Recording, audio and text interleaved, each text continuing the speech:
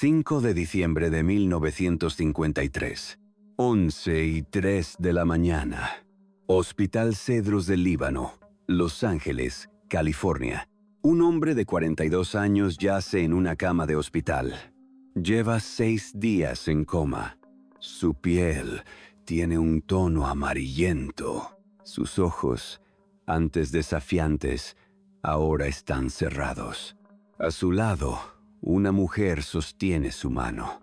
Es María Félix, la doña, la mujer más hermosa de México. Su esposa, desde hace apenas 1 año y 1 mes. Alrededor de la cama están su madre, Emilia Moreno, su hermano David, su hermana Teresa. Un sacerdote les dio los santos sacramentos 2 días antes. El médico les dijo que no pasaría de 1 semana. Y ahora, en este momento, el monitor cardíaco emite su último sonido. Jorge Negrete, el charro cantor, el hombre que le enseñó a México cómo debía sonar el orgullo nacional, está muerto. María Félix lo vio morir. Lo vio consumirse durante meses. Lo vio ocultarle al mundo entero un secreto que cargaba desde hacía más de 5 años. Un secreto médico que él se negó a revelar, que él se negó a tratar, que él prefirió ignorar hasta que fue demasiado tarde. En este video vas a conocer 5 cosas que van a cambiar completamente lo que creías saber sobre Jorge Negrete. Primero, la enfermedad que contrajo en 1937, 16 años antes de morir, y por qué decidió ocultarla de todo el mundo. Segundo, el verdadero amor de su vida, y no es María Félix. Es una mujer que lo amó durante 11 años y que él abandonó por despecho. Tercero, ¿cómo conoció a María Félix? ¿Por qué la odió durante 10 años? ¿Y qué pasó realmente para que terminaran casándose? Cuarto, los últimos días en el hospital, lo que María Félix vio, lo que nadie le contó al público, y por qué el féretro nunca se abrió para las cámaras. Y quinto, las palabras proféticas que Jorge Negrete dejó inmortalizadas en una canción y cómo se convirtieron en su propio epitafio. Cada una de estas piezas está conectada.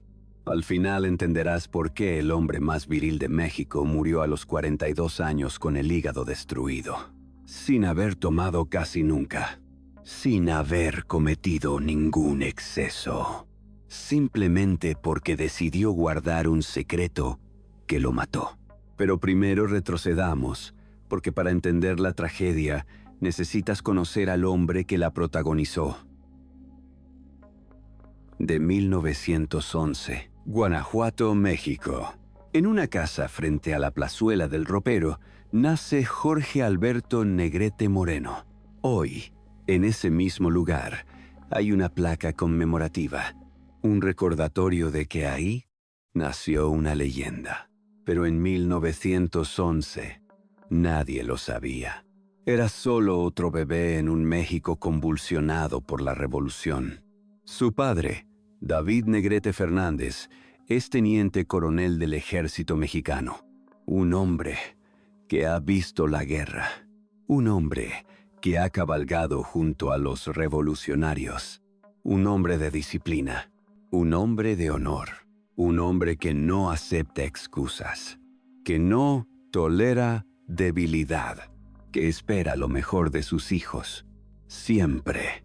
Su madre, Emilia Moreno Anaya, es ama de casa, devota, protectora, la mujer que más influirá en la vida de Jorge, más que cualquier esposa, más que cualquier amante, más que cualquier amor. Dicen que Jorge adoraba a su madre con una devoción casi religiosa, que le consultaba todo, que buscaba su aprobación constantemente, que cuando se peleaba con sus parejas, corría a refugiarse en sus brazos. Esa relación marcará toda su vida, para bien y para mal. Jorge es uno de 6 hermanos. David el mayor, que seguirá los pasos del padre en el ejército. Rubén, que murió siendo bebé. Consuelo, Emilia y Teresa, las hermanas que lo adoraban. La familia vive cómodamente. No son ricos, pero tampoco pobres. Tienen el prestigio que da el uniforme militar. Tienen la estabilidad que da un padre presente. Tienen comida en la mesa cuando muchos mexicanos pasan hambre. En 1921, David Negrete padre se retira del ejército. La revolución ha terminado. El país intenta reconstruirse. La familia se muda a la Ciudad de México. El padre consigue trabajo como profesor de matemáticas en escuelas oficiales. También da clases en el colegio alemán Alexander von Humboldt. Es ahí donde inscribe a sus hijos. Jorge tiene 10 años. Es un niño serio, aplicado, obediente, pero también orgulloso. Demasiado orgulloso para su edad. En el colegio alemán, Jorge aprende idiomas. Alemán, obviamente. Inglés, que le servirá para conquistar Estados Unidos. Francés, que le dará elegancia. Italiano, que nutrirá su amor por la ópera. Sueco, porque estaba ahí y él quería aprenderlo todo. Incluso aprende las bases del náhuatl, la lengua de sus ancestros, la lengua de México. A los 14 años habla 6 idiomas. Guarda eso en tu mente, porque explica mucho de lo que viene. Jorge no es solo guapo, no es solo carismático, es inteligente, cultivado, educado como pocos en su época. Un hombre del Renacimiento, en un México que apenas salía del caos. Pero hay algo más, algo que lo marca desde la infancia. Una necesidad de demostrar que es el mejor. Un orgullo que bordea la arrogancia. Una inseguridad disfrazada de soberbia. Los que lo conocieron bien dicen que Jorge tenía complejo de inferioridad, que por eso actuaba con tanta altanería, que por eso trataba a la gente con brusquedad, que era su manera de esconder lo que realmente sentía. Gloria Marín, la mujer que lo amó durante 11 años, lo dijo claramente. Tal vez tenía complejo de inferioridad. A esa característica le atribuyo la actitud de arrogancia y altanería que a veces asumía, pero también lo consideraba noble. Un niñote sano, puro y bueno, que gustaba de hacer bromas pesadas, que se entretenía con juguetes de cuerda, que era tierno cuando nadie lo veía. A los 16 años, siguiendo la tradición familiar, Jorge ingresa al heroico colegio militar. El 6 de febrero de 1925, causa alta como cadete. Es el inicio de una carrera que parece destinada al éxito. Estudia con dedicación. Entrena con disciplina. Se destaca entre sus compañeros. El 1 de febrero de 1929, con apenas 17 años, se gradúa. Teniente de caballería y administración del ejército mexicano. Calificaciones impecables. Disciplina perfecta. El mejor de su generación. Su padre está orgulloso. Su madre llora de felicidad. Un futuro brillante en las Fuerzas Armadas. En 1930, con apenas 19 años, es nombrado capitán segundo. Lo envían a estudiar a París. Luego a Roma. Jorge Negrete conoce Europa. Conoce los teatros de ópera. Conoce la alta cultura. Se enamora de ese mundo y algo cambia en él. Jorge Negrete parece destinado a ser general, a seguir los pasos de su padre, a vestir el uniforme toda su vida. Pero hay un problema. Jorge tiene una voz que nadie puede ignorar. Una voz de barítono que puede alcanzar notas que otros solo sueñan. Una voz que es un regalo o una maldición. Depende de cómo lo veas. Mientras cumple con sus deberes militares, toma clases de canto con José Pierson, director de la Compañía Impulsora de Ópera de México. Pierson escucha esa voz y sabe inmediatamente que tiene algo especial. Le dice a Jorge que está desperdiciando su talento en el ejército, que debería dedicarse a la música, que podría ser el mejor cantante de México. Jorge no está seguro. Tiene una carrera militar prometedora. Tiene un futuro asegurado. Tiene el respeto de su padre.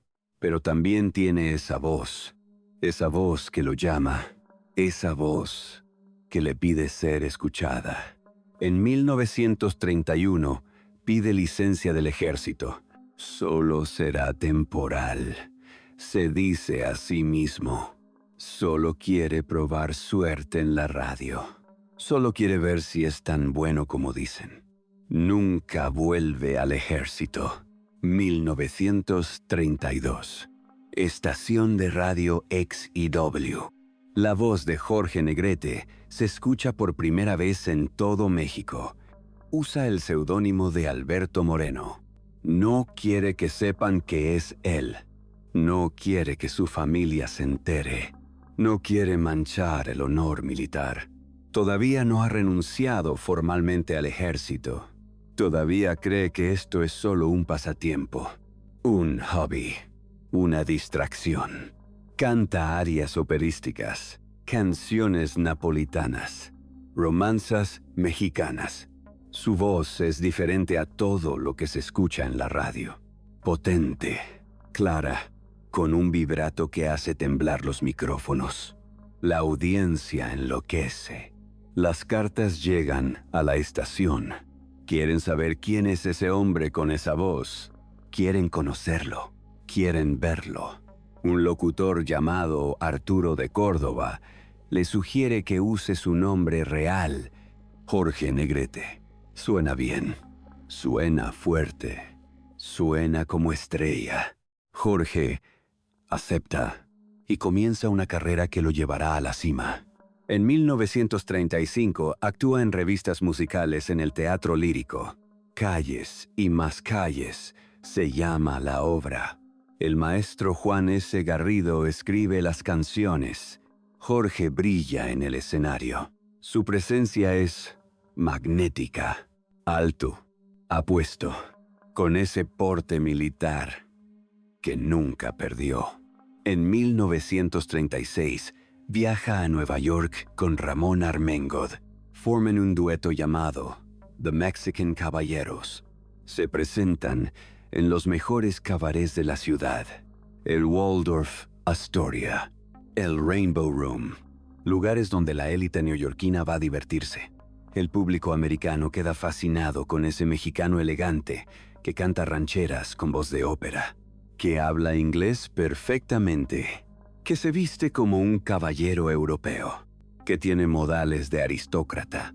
Jorge podría haberse quedado en Estados Unidos. Podría haber hecho carrera allá, pero algo lo llama de vuelta. México, su tierra, su gente, su destino. En 1937 debuta en el cine mexicano. La película se llama La Madrina del Diablo. Actúa junto a la hija de Sara García, una joven llamada María Fernanda Ibáñez, hermosa, prometedora, con toda la vida por delante. Se dice que Jorge se enamoró de ella, que la cortejó con flores y serenatas, que quiso casarse con ella, pero Sara García nunca aprobó la relación. La actriz que interpretaba a Abuelitas Dulces en pantalla era una madre feroz en la vida real.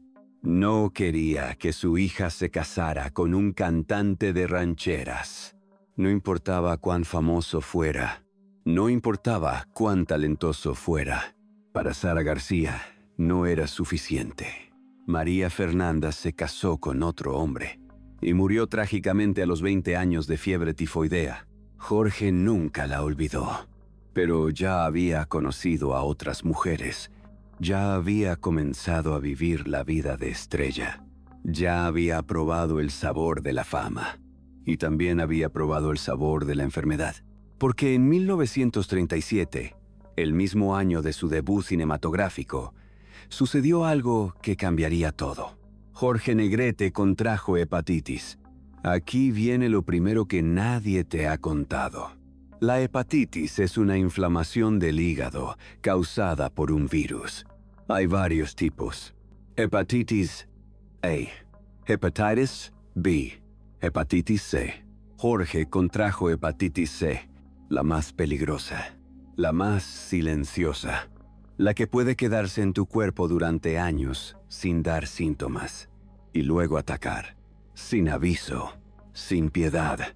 En la década de 1930 no había tratamiento, no había cura, no había forma de detenerla, ni siquiera había forma de diagnosticarla correctamente. Los médicos no tenían las herramientas, no tenían los conocimientos, no tenían nada. Solo podías esperar que tu cuerpo la combatiera y rezar. Jorge tuvo suerte, o eso creyó. Los síntomas desaparecieron, la fiebre bajó, el malestar se fue. El color amarillo de su piel volvió a la normalidad. Pensó que estaba curado, que había vencido la enfermedad, que podía seguir adelante con su vida. Pero el virus no desapareció. Se quedó en su hígado, silencioso, dormido, esperando. Es lo que hace la hepatitis C. Se esconde, se mimetiza, te hace creer que estás bien. Y mientras tanto, destruye tu hígado célula por célula, año tras año, silenciosamente, hasta que es demasiado tarde. Los médicos le dijeron que debía cuidarse, que no bebiera alcohol, que descansara, que se hiciera revisiones periódicas, que estuviera atento a cualquier síntoma. Jorge no hizo caso. No completamente. Tenía una carrera que construir, tenía películas que filmar, tenía canciones que grabar, tenía giras que hacer, tenía un imperio que levantar. No tenía tiempo para estar enfermo. No tenía tiempo para ser débil.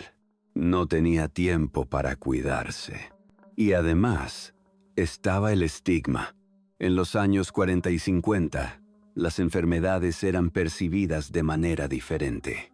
Una enfermedad del hígado significaba una cosa para el público: alcohol. Si el público se enteraba de que Jorge Negrete estaba enfermo del hígado, pensarían que era alcohólico. Pensarían que era un borracho. Pensarían que el máximo símbolo de la virilidad mexicana era un débil, un vicioso, un mentiroso. Jorge no podía permitir eso. Su imagen era todo.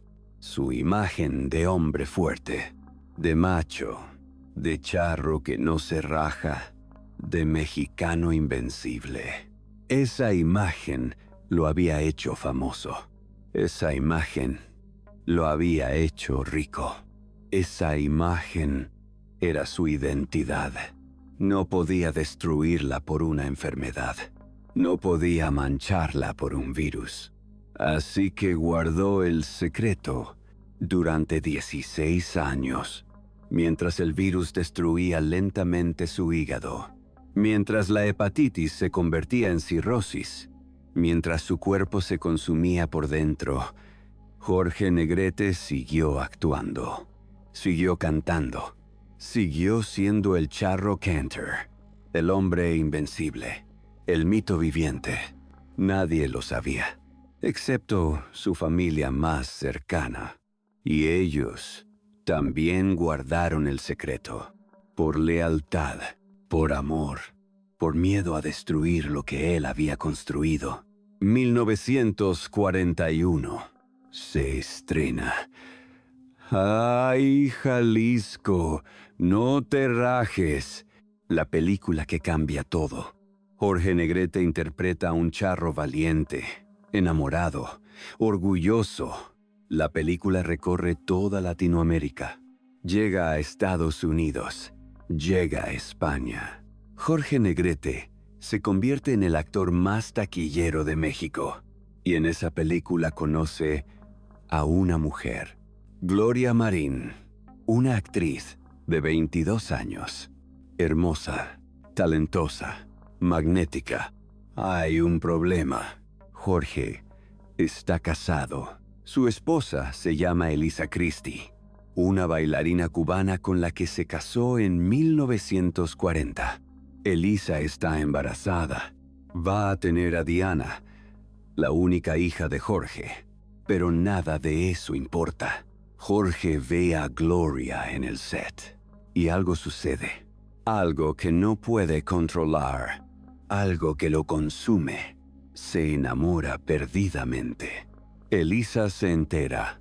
No hace escándalo. No pelea. Simplemente se va. Dice que no quiere que su marido siga lastimando su dignidad. Se divorcian en 1942. Elisa se queda con Diana. Jorge mantiene contacto con su hija, pero desde lejos, muy lejos. Y comienza su relación con Gloria Marín. Aquí viene lo segundo que nadie te ha contado. Gloria Marín fue el verdadero amor de Jorge Negrete.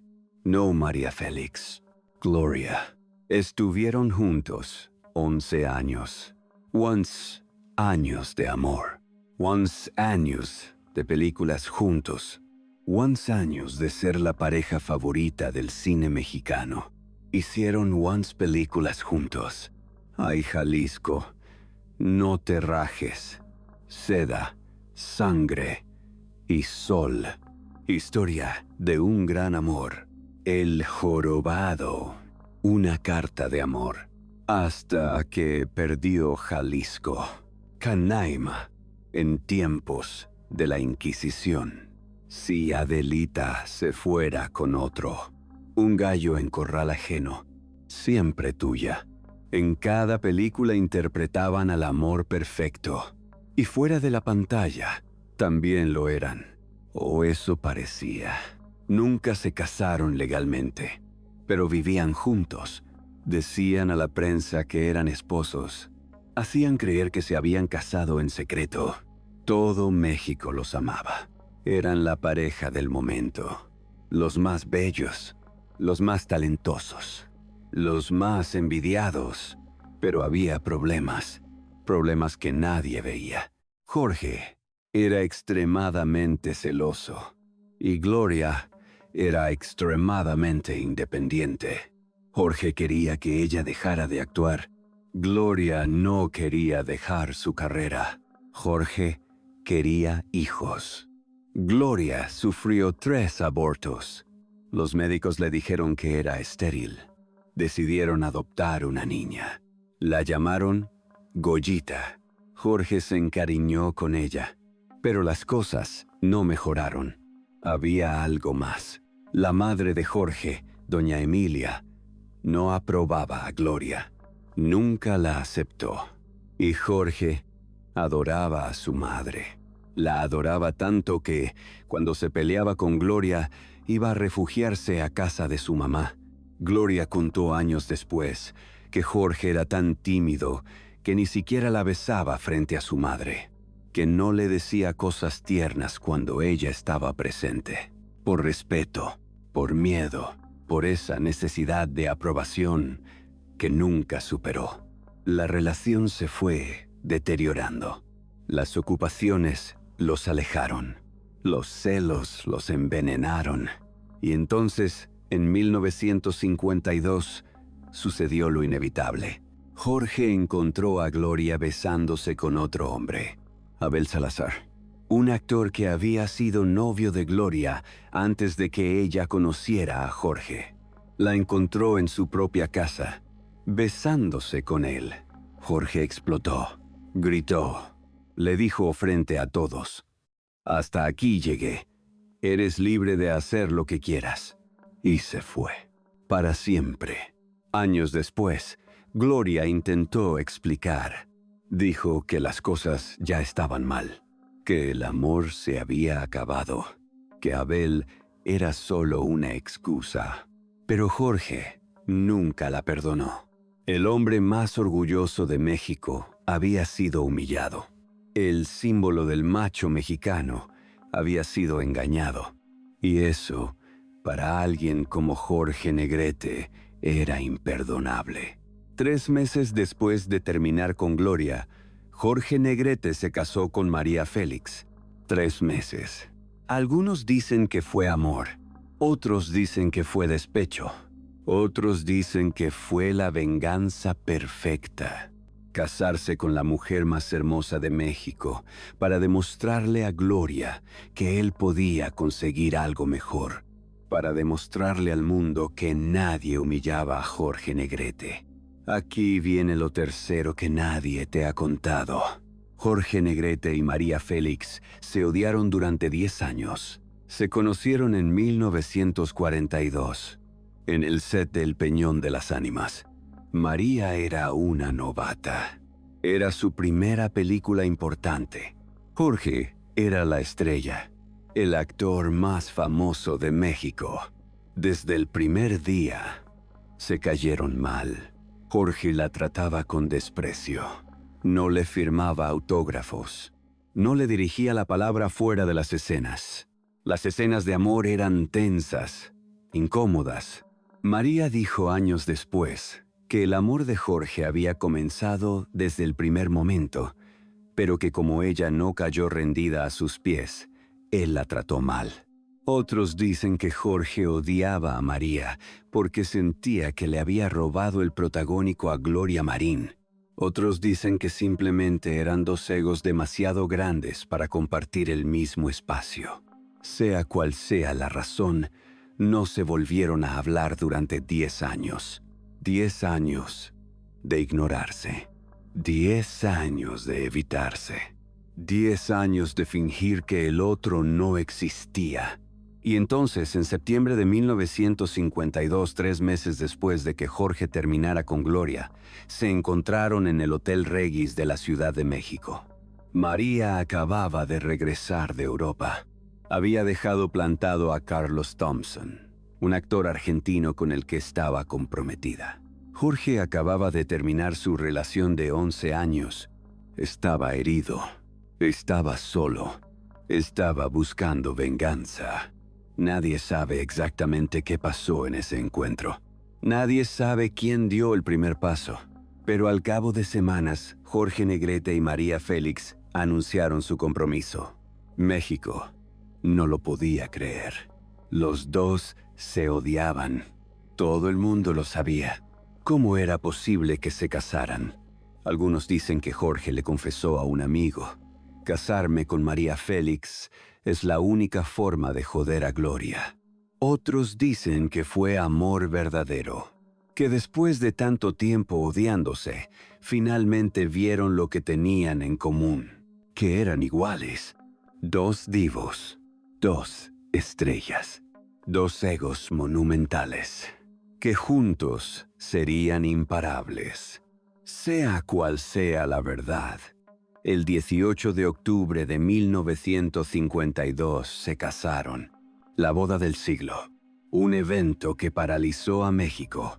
La primera boda televisada en la historia del país. La primera transmitida en vivo por radio. Todo el mundo quería verla.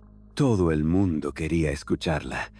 María se preparó en el 8º piso del Hotel Regis. Un reportero del Universal fue el único testigo de sus nervios. «Kik, ¿estás seguro de llevar los anillos contigo?», preguntó a su hijo, Enrique Álvarez Félix, visiblemente emocionada. Usó un vestido rosa, confeccionado por Armando Valdés Pesa, el diseñador más importante de la época. En la mano llevaba un rosario de oro y perlas que perteneció a su madre. El cabello finamente trenzado, joyas de filigrana, elegante pero mexicana, sofisticada pero accesible. La invitación especificaba: damas, traje de calle con rebozo. No querían una boda europea, querían una boda mexicana, con todo lo que eso significa. La ceremonia civil Fue en la finca Catipoato, la propiedad de María, en Tlalnepantla. El juez Próspero Olivares Sosa los declaró marido y mujer pasadas las 15 horas. La ceremonia religiosa fue en una pequeña iglesia, en Tlalpan. El pequeño Vaticano la llamaban. Más de 500 invitados. Frida Kahlo, que llegó en silla de ruedas. Diego Rivera, que firmó como testigo. Octavio Paz, el futuro Nobel. Emilio "el Indio" Fernández, el director que los había hecho odiarse en su primera película. Los hermanos Soler, Fernando y Andrés. Dolores Olmedo, Julio Bracho, Columba Domínguez, Queta Lavat. Agustín Lara firmó como testigo. Todo el cine mexicano estaba ahí. Toda la cultura mexicana estaba ahí. El banquete fue un festín nacional. Barbacoa, carnitas, chicharrón, mole poblano, quesadillas, enchiladas, tacos de huitlacoche, aguas frescas, tequila, pulque, licores extranjeros para los que quisieran. Pero la estrella era la comida mexicana. Un mariachi tocó toda la tarde. Canciones de Jorge, canciones de México, canciones de amor. Jorge le regaló a María un collar de esmeraldas, valuado en 300,000 pesos de la época. Una fortuna. Un collar que nunca terminó de pagar, que después de su muerte causaría problemas legales que María tendría que enfrentar sola. Pero ese día, nada de eso importaba. Ese día, México celebraba la unión de sus dos estrellas más grandes, la Doña y el Charro Cantor, juntos para siempre. O eso pensaban. Después de la fiesta, se fueron de luna de miel a Chapala, al lago más hermoso de México. Fueron días de paz, días de amor, días de fingir que todo estaba bien. Porque Jorge ya sabía que algo andaba mal. Su cuerpo se lo decía. El cansancio, el color de su piel, la debilidad que intentaba ocultar. Pero no dijo nada. No quería arruinar la luna de miel. No quería preocupar a María. No quería admitir que el hombre más fuerte de México se estaba muriendo por dentro. El matrimonio duró 1 año y 1 mes. 14 meses, de los cuales Jorge pasó enfermo casi la mitad. Aquí viene lo cuarto que nadie te ha contado. Jorge Negrete sabía que se estaba muriendo y no le dijo a nadie. No completamente. No, la gravedad real. Después de la luna de miel, María tuvo que viajar a Francia para filmar una película, La Bella Otero.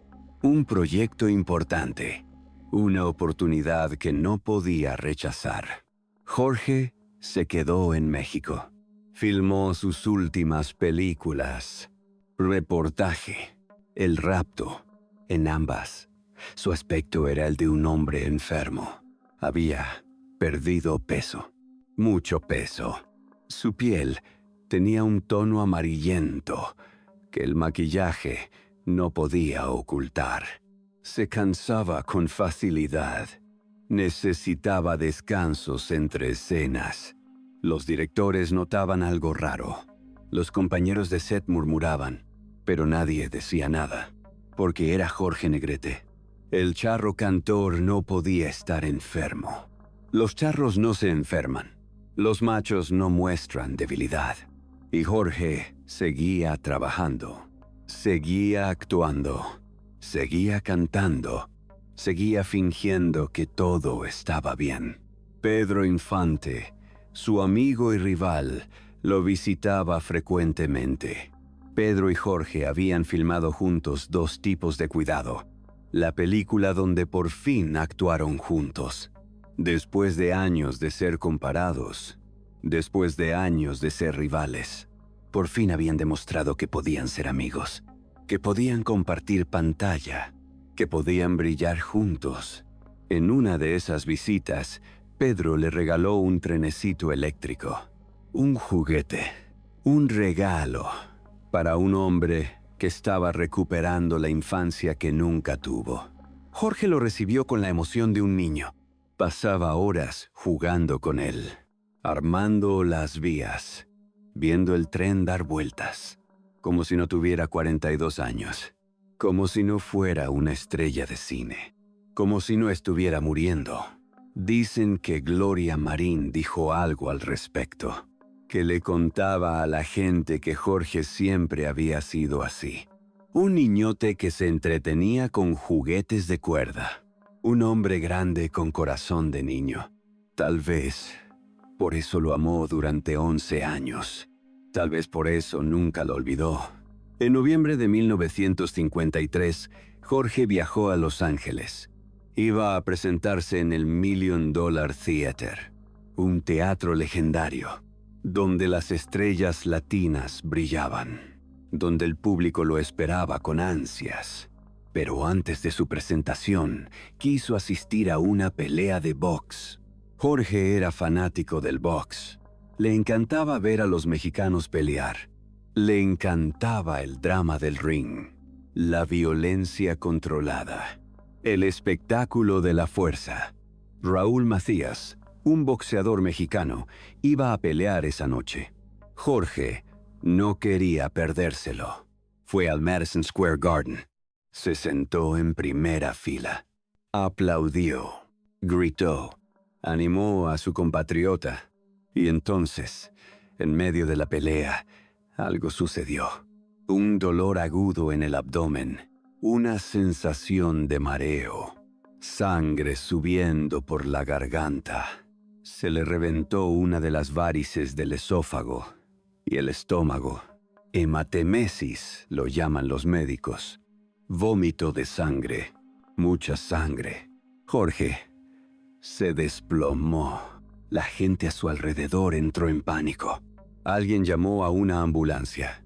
Lo llevaron de emergencia al Hospital Cedros del Líbano, el mismo hospital que hoy se llama Centro Médico Cedar Sinaí, uno de los mejores de Los Ángeles.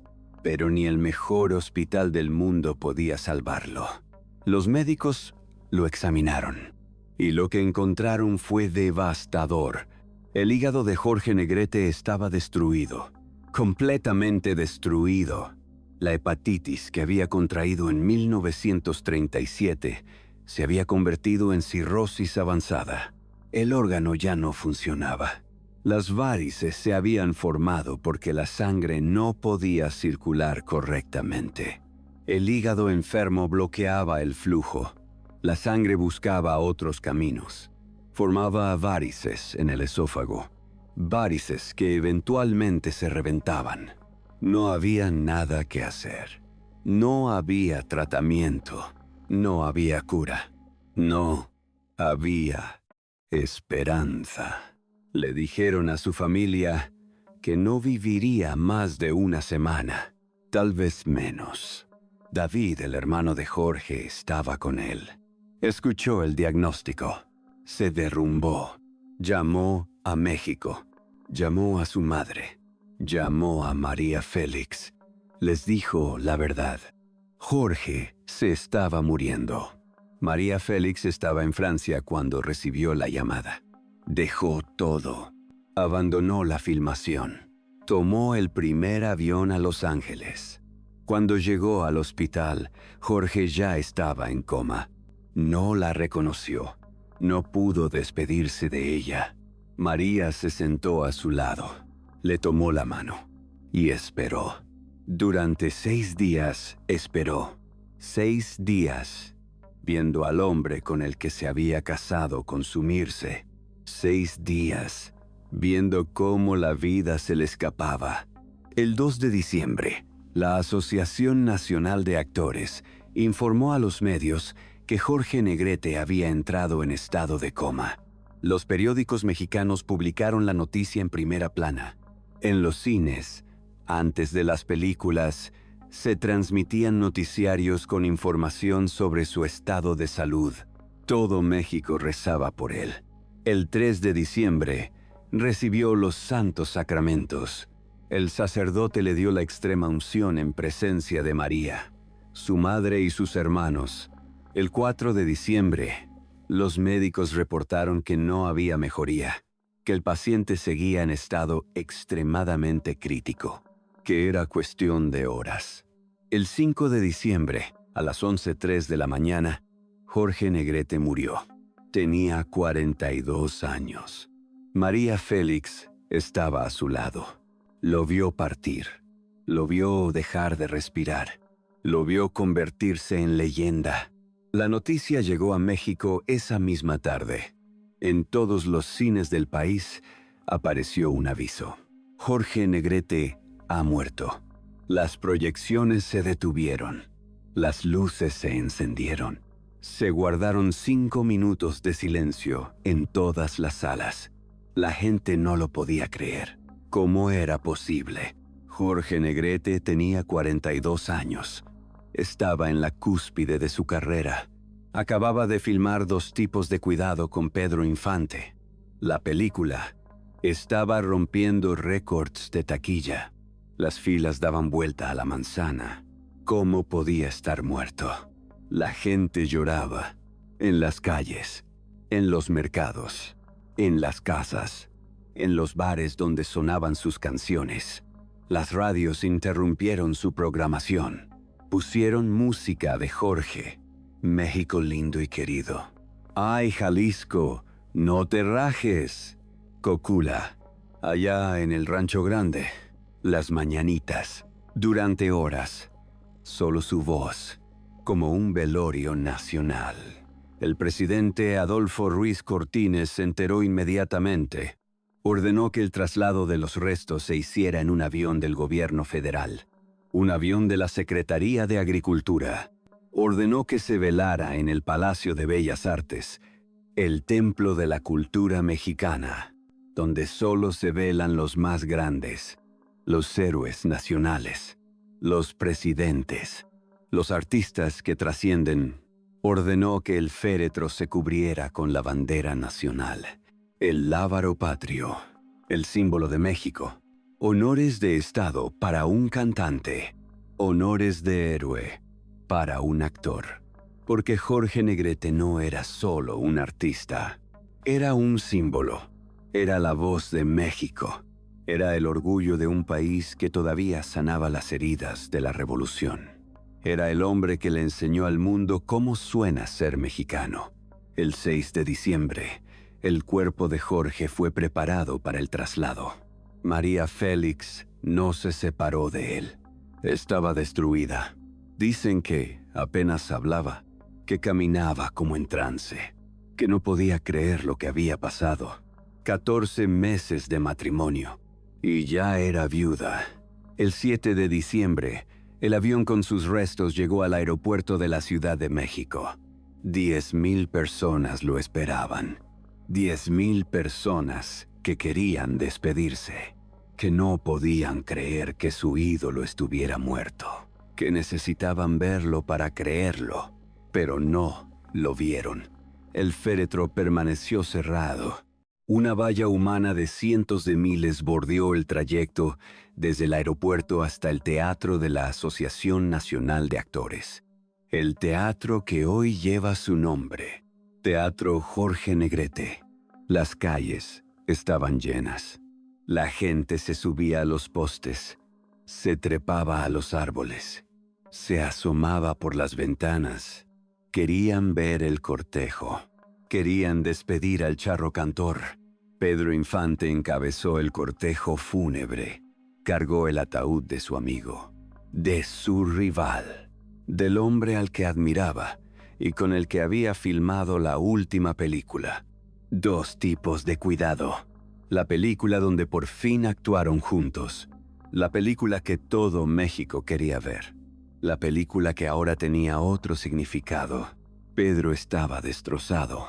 Dicen que lloró durante todo el trayecto, que no podía hablar, que sentía que había perdido a un hermano. 4 años después, Pedro también estaría muerto. Otro accidente, otra tragedia, otra leyenda que se apaga demasiado pronto. Pero ese día, Pedro cargaba el féretro de Jorge, sin saber que pronto el suyo también sería cargado.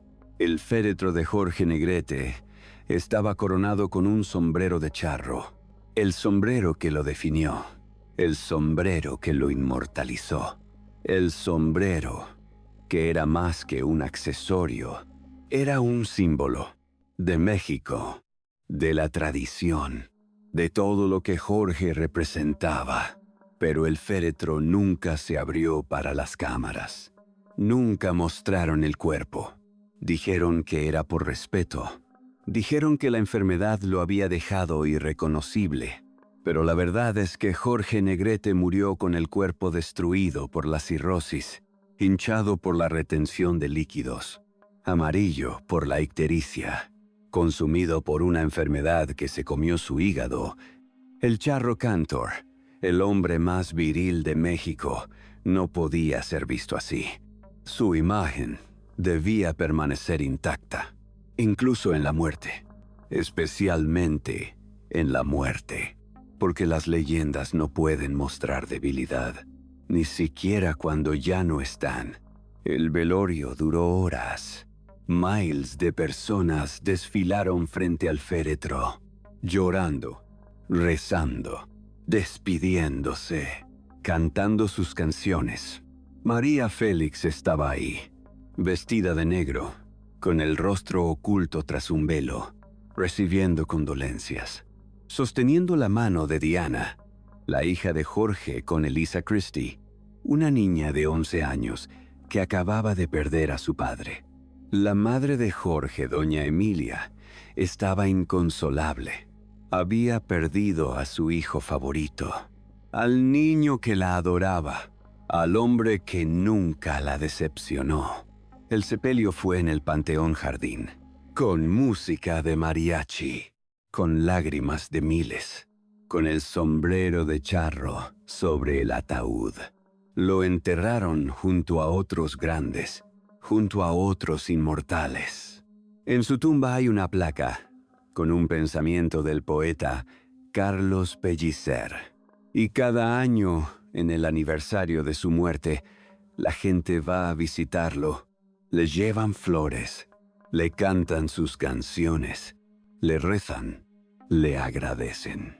Por la música, por el cine, por haberles dado algo en qué creer. Porque Jorge Negrete no murió realmente. Se convirtió en algo más grande. Se convirtió en México. Aquí viene lo quinto que nadie te ha contado. Años antes de morir, Jorge Negrete grabó una canción que todos conocen, una canción que se ha convertido en himno. México lindo y querido. La letra dice: México lindo y querido, si muero lejos de ti, que digan que estoy dormido y que me traigan aquí. Nadie pensó que esas palabras serían proféticas. Nadie pensó que Jorge Negrete moriría lejos de México, en Los Ángeles, en un hospital, lejos de su tierra, lejos de su gente, lejos de todo lo que amaba. Pero así fue, y cumplieron su deseo. Lo trajeron de vuelta.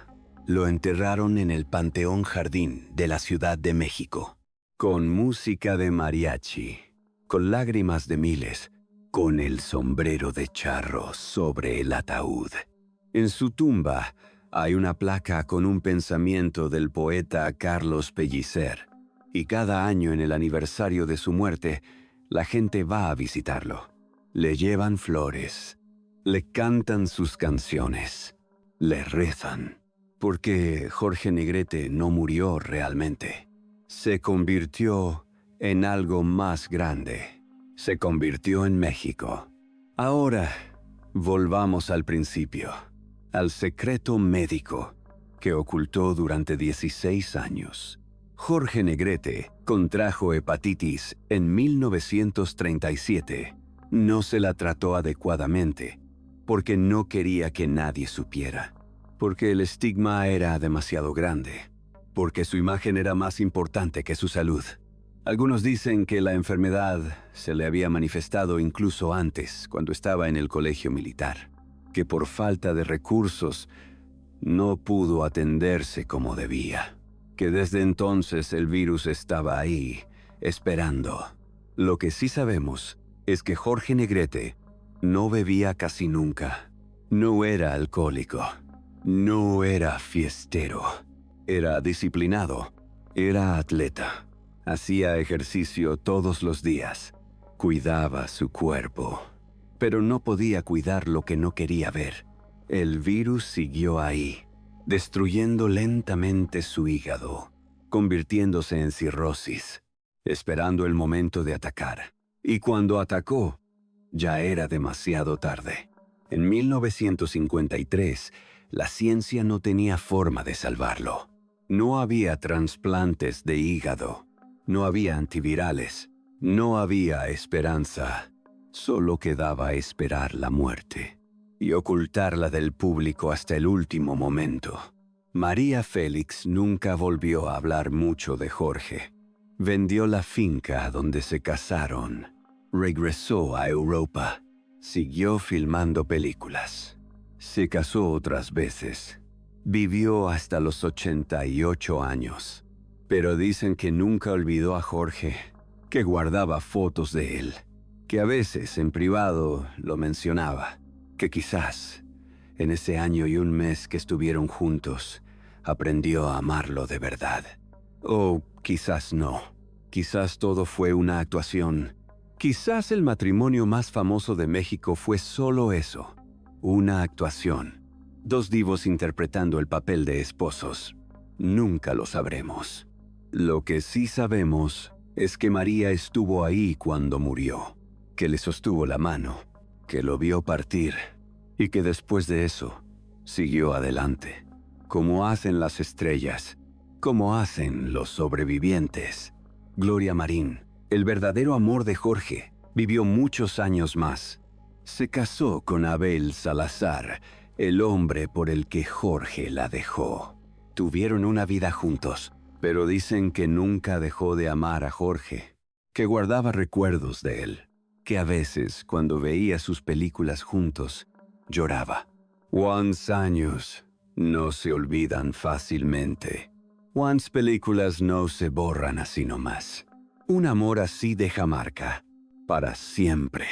¿Qué nos enseña la historia de Jorge Negrete?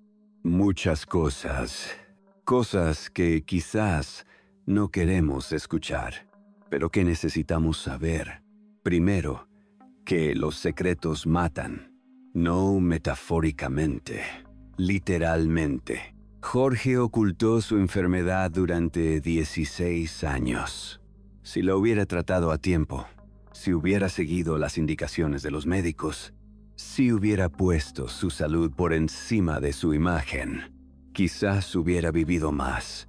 Quizás hubiera conocido a sus nietos, quizás hubiera seguido cantando durante décadas, pero eligió el silencio, y el silencio lo mató. Segundo, que el orgullo destruye. Jorge Negrete era el hombre más orgulloso de México, el símbolo del macho, del charro que no se raja, del mexicano que no muestra debilidad. Ese orgullo lo hizo grande.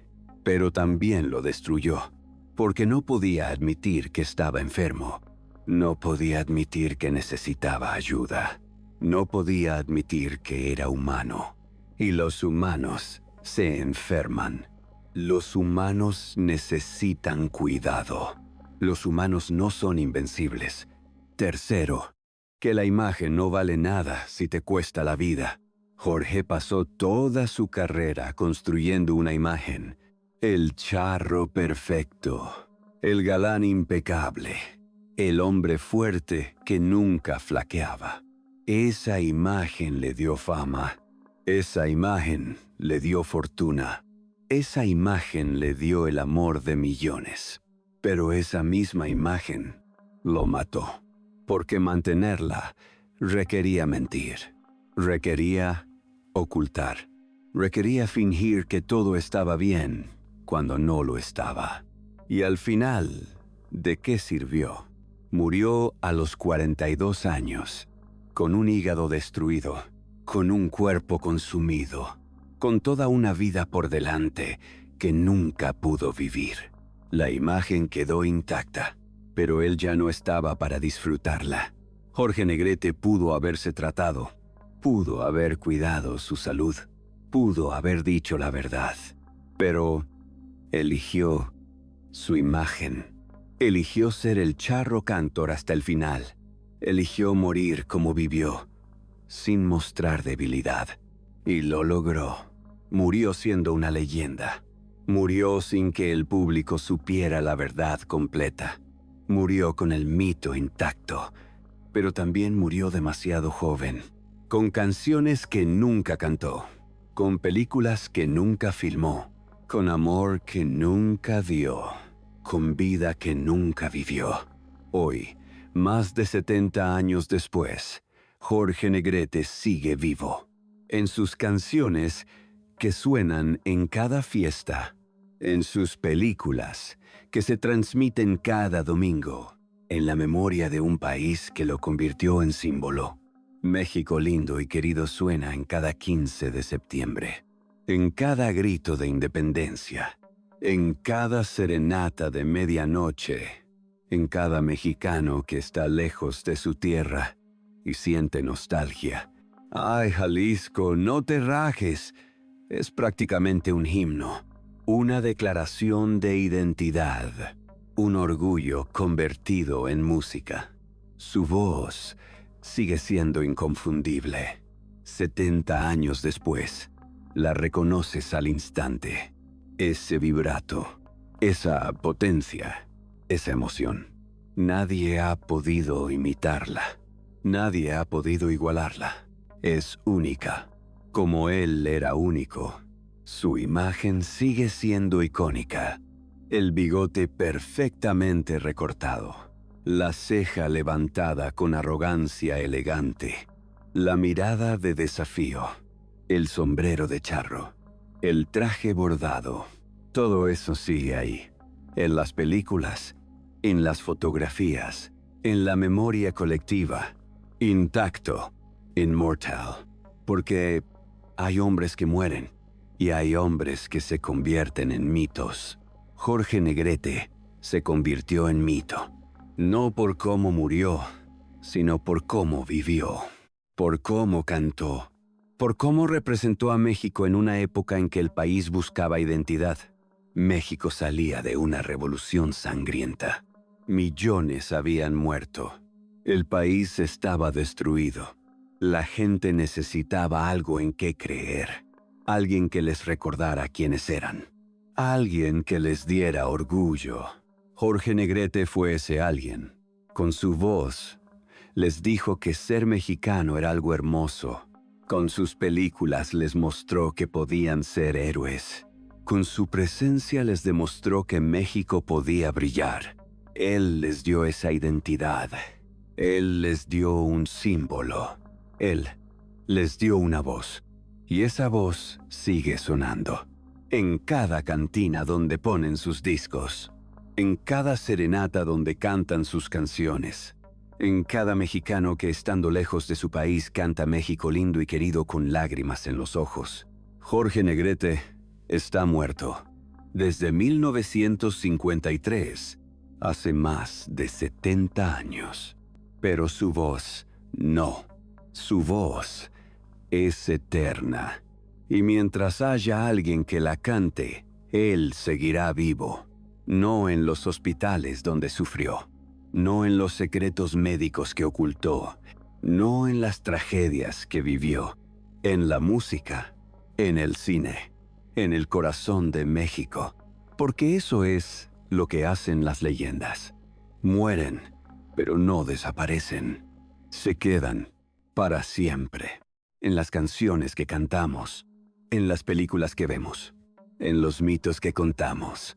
En las historias que nunca olvidamos. Jorge Negrete es una de esas historias.